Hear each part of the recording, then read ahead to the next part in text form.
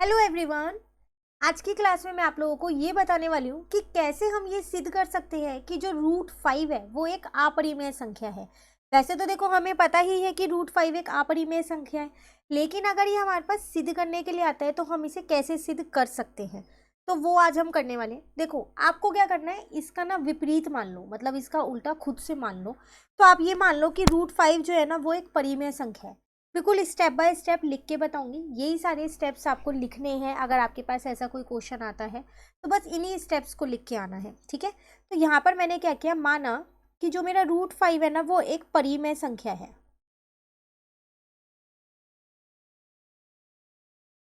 ठीक है, ये मैंने ऐसा मान लिया। अब जब ये परिमेय संख्या है तो इसका मतलब मैं इसे a अपॉन बी या p अपॉन क्यू की फॉर्म में व्यक्त कर सकती हूँ। तो इसका मतलब रूट 5 जो है वो मैंने a अपॉन बी के बराबर मान लिए, जहाँ पर b जो है वो मेरा 0 के इक्वल नहीं होगा, क्योंकि यही तो होती है ना परिमेय संख्या जिनको हम a अपॉन बी के रूप में लिख सकते हैं। ठीक है, अब साथ साथ यहाँ आपको लिखना पड़ेगा कि जहाँ a और b पूर्णांक हैं, ये आपके पास एक पूर्णांक है, ठीक है। तथा एक और चीज़ इनमें क्या है कि जो a और b है ना उनका 1 के अलावा कोई भी उभयनिष्ठ गुणनखंड नहीं है, ठीक है। तथा a और b में 1 के अतिरिक्त, ये सब आप मान रहे हो, अतिरिक्त कोई उभयनिष्ठ गुणनखंड नहीं है।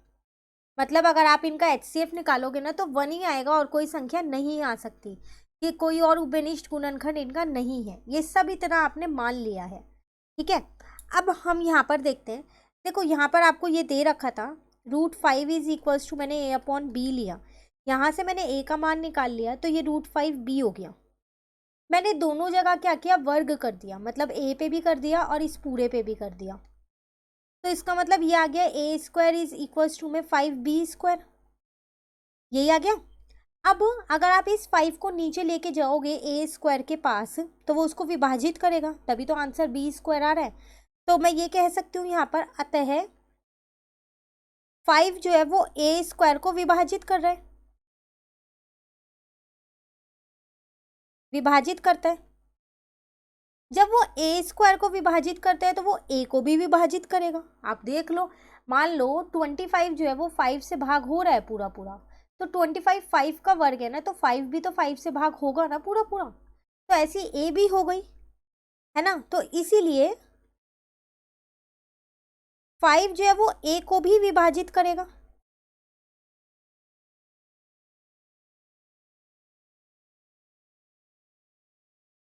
ठीक है, ये हो गई आपके पास। यहाँ पर इसको आप अपनी समीकरण 1 मान लो और इसको 2 मान लो।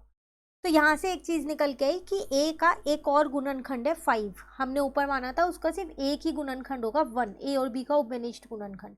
यहाँ a का तो 5 मिल गया, अब चलो b का चेक करते हैं। ठीक है, अब मैंने यहाँ पर फिर से एक चीज मान ली कि माना जो a है ना वो 5k के बराबर है। अब आप सोच रहे होंगे ये k क्या है, कुछ नहीं है, ये एक पूर्णांक है, जहाँ k एक कोई पूर्णांक है, कोई भी एक पूर्णांक हमने लिया है यहाँ। ठीक है, तो अब यहाँ पर a का मान अगर मैं समीकरण 1 में रख दूं तो a का मान समीकरण 1 में रखने पर, अब समीकरण 1 है a square is equals to में 5b स्क्वायर, a की जगह मैंने 5k रख दिया, ये स्क्वायर ऐसी है, तो ये हो गया मेरे पास 25k स्क्वायर बराबर में यहाँ आ गया 5b स्क्वायर। इस 5 को मैंने क्या किया, यहाँ नीचे लेके आ गई, तो ये हो गया 5k स्क्वायर बराबर में b स्क्वायर। ठीक है, अब 5 जो है फिर वही चीज b को विभाजित कर रहा है b स्क्वायर को, तो फिर वो b को भी विभाजित करेगा जैसे ऊपर a का हुआ था। तो वही चीज हम यहाँ लिख देते हैं कि अतः 5 जो है b स्क्वायर को विभाजित करता है, तो फिर 5b को भी करेगा, इसीलिए 5b को विभाजित करेगा। ठीक है, ये समीकरण 3 हो गई मेरी। अब आपको 2 और 3 से एक चीज पता चल गई कि ए और बी का एक और उभयनिष्ठ गुणनखंड है 5, लेकिन आपने सिर्फ 1 माना था, है ना। तो अब यहां लिख सकते हो आप समीकरण 2 और 3 से हमें यह पता चलता है कि ए और बी